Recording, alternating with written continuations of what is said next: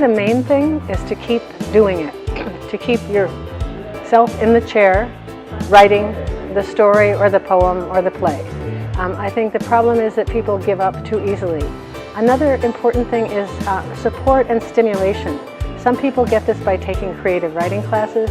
Some people get it by being in a writing group. And you can create a writing group by finding 4 or 5 people whose work you respect and meeting every 2 weeks and sharing your work. So I would say those are the 2 things, persistence and getting support.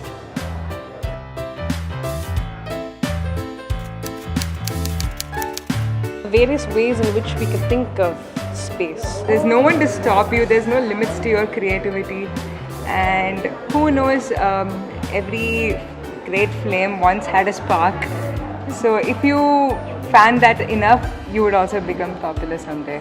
You could use the setting of time and place, emotion and feeling, sometimes even speech. ஆரம்பிக்கும்போது எனக்கு எழுதுவேன் but I just stop, I don't continue, and I think I will start from now on.